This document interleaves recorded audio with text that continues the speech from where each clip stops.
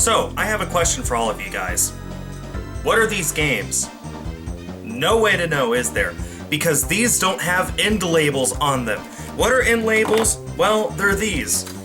This way, when you put these games on your shelf, because who's going to keep the original box that they came in, you can easily see what the games are. You can see right there, we have Sonic the Hedgehog, Sonic the Hedgehog 2, and The Lion King right there in between them.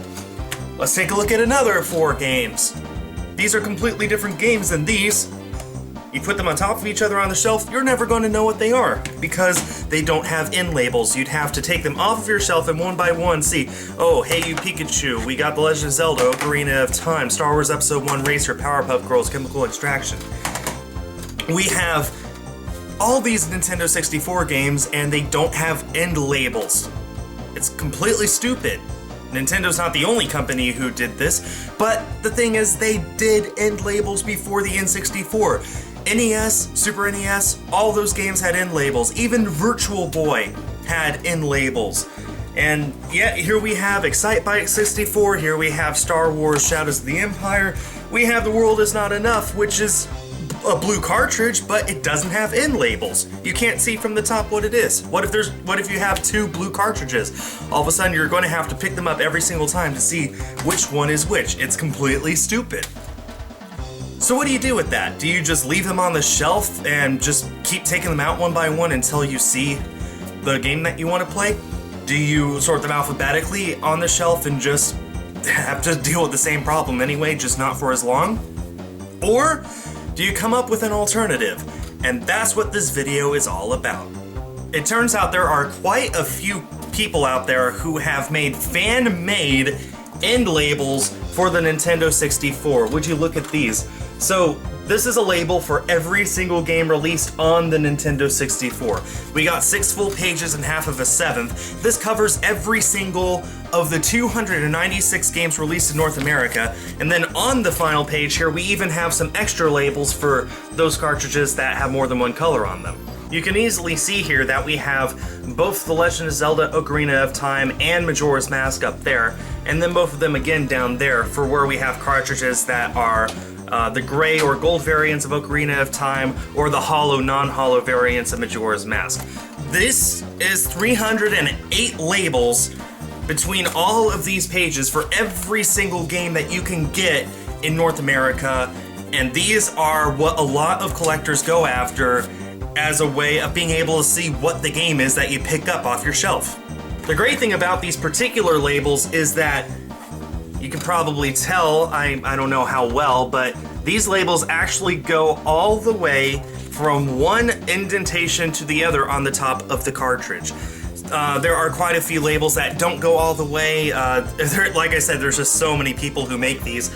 I went with these specifically because, one, I love the color red. You can get these particular ones in 4 colors: red, white, blue, and green, I think.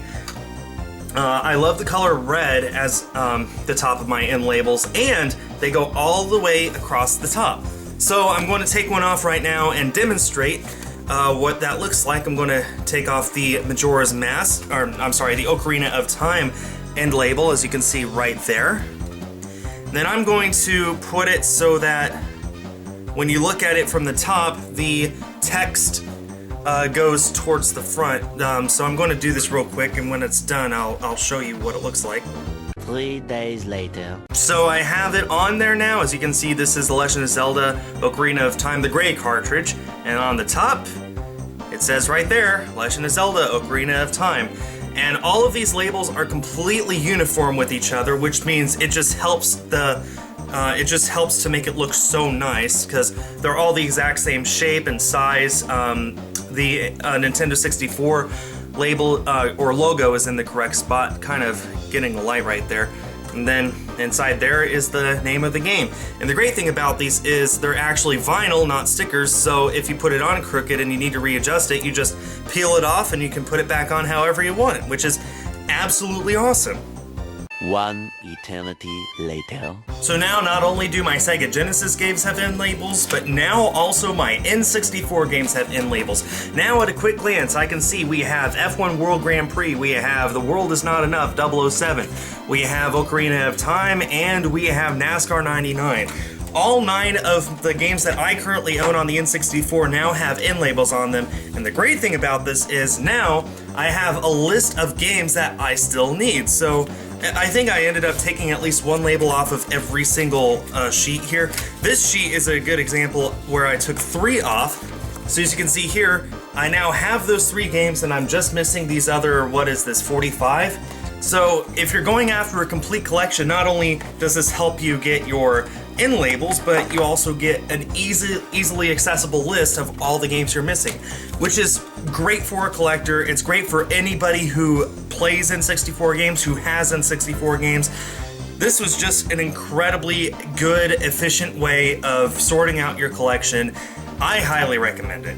So I'll be leaving a link to the place where I got these in labels in the description. If you want to buy them for yourself, and in any case, I highly recommend you go check them out, because this is a great way, like I said, to look through all the N64 games.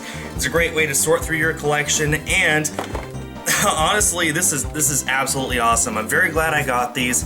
I hope y'all enjoyed this video, and I hope to have some more N64 videos for you in the future. Thanks everyone for watching, and stay tuned for more.